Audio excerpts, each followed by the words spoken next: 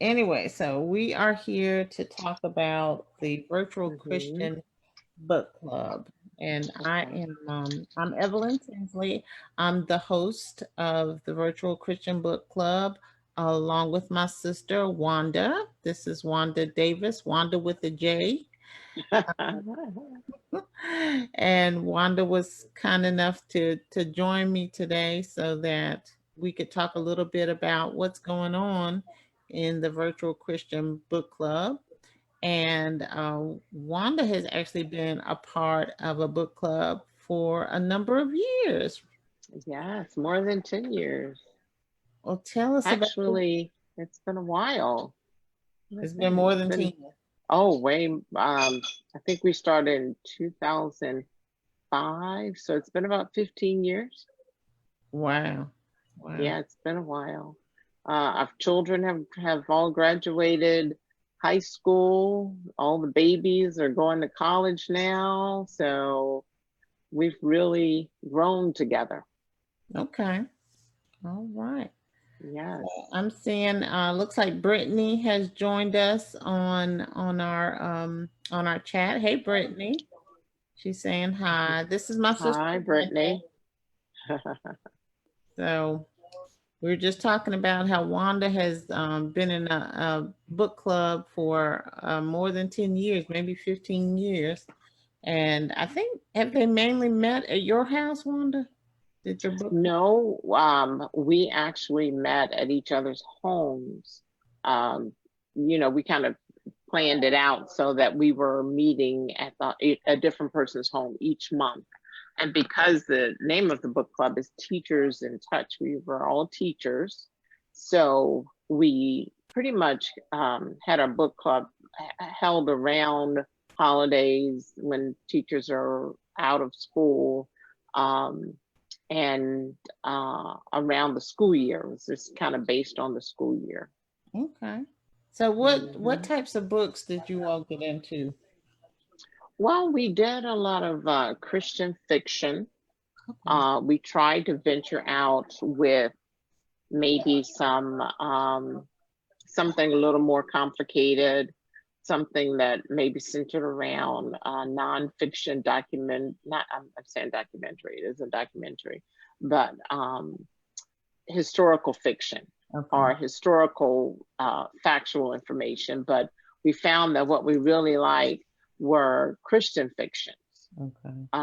It had a Christian base, but it also had a little spice to it sometimes. So we Yeah. all enjoyed that. Yes.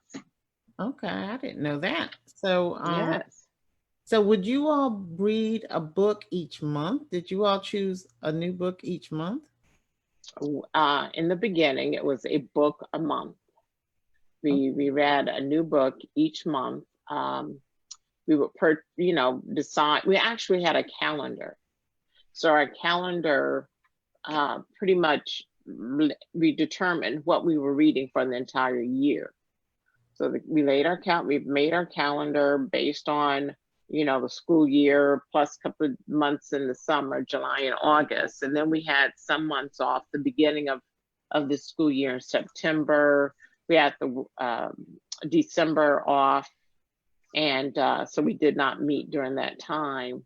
But all the other times we met and we read books, and some of them were very, very good books, and some we found some that were not very good.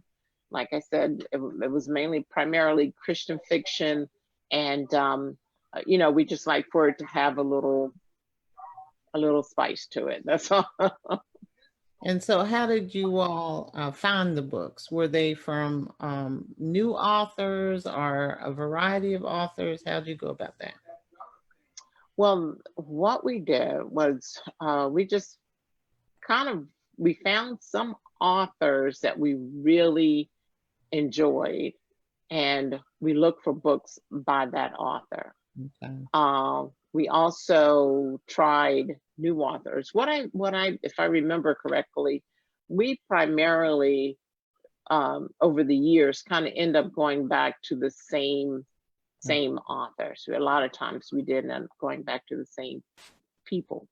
Okay. Um, And if we knew a local author, I know there was one person in particular who was a local author. We would read books by local authors, um, authors from our area. We would we read a book. I can't remember the author's name right now, but I actually met one author that was very popular that we loved. Um, I met her at a conference, and I found her to be fascinating. She was just a very fascinating author. The thinking behind her writing was interesting. Because a lot of authors write based on it's loosely based on what they know. I mean, you really can't write about something you don't really know unless you do a lot of research. But some of the authors really did a lot based on their own lives. We had one particular author.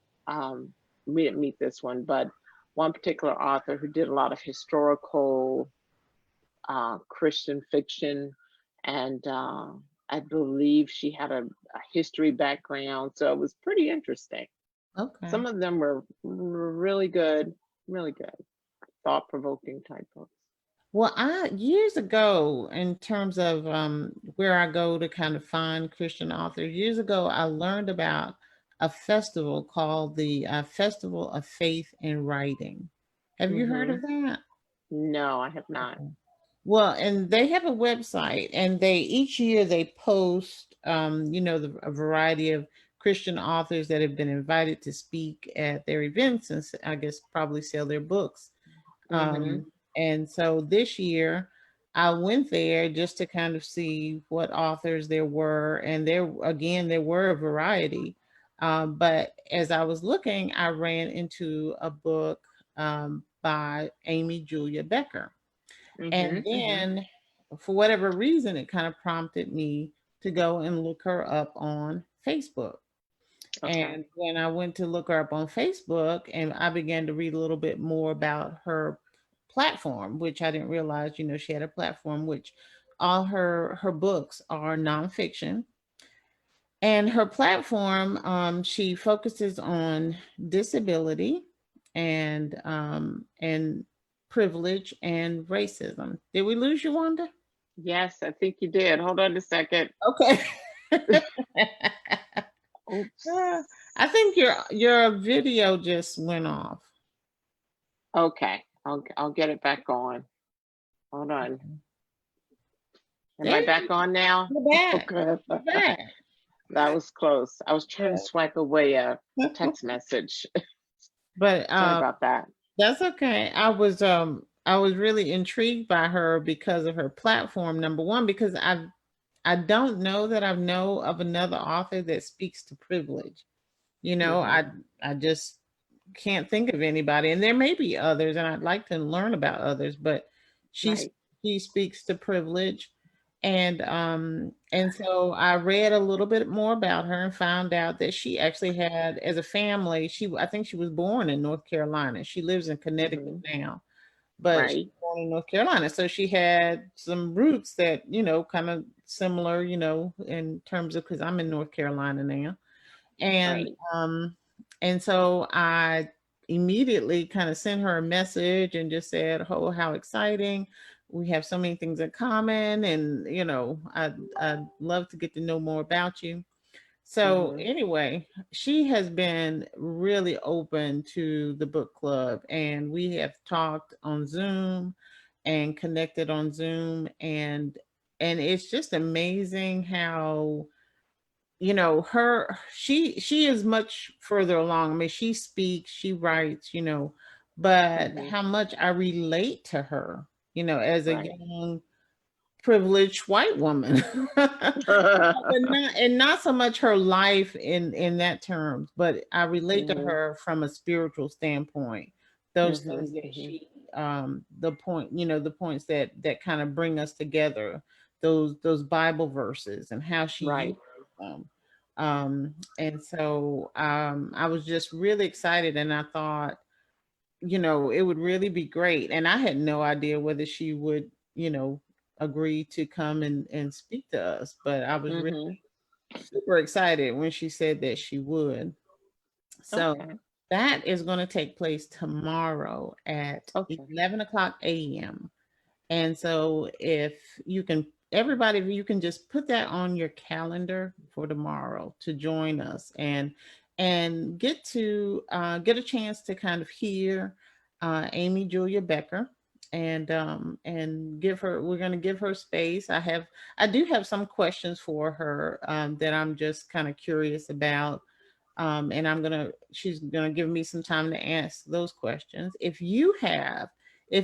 anybody, if you have questions, send me those questions, and I can also share them with her because she will make some time to do a Q&A. And then I know that, tomorrow, I'm not sure on Facebook right now in terms of being able to interact so much with the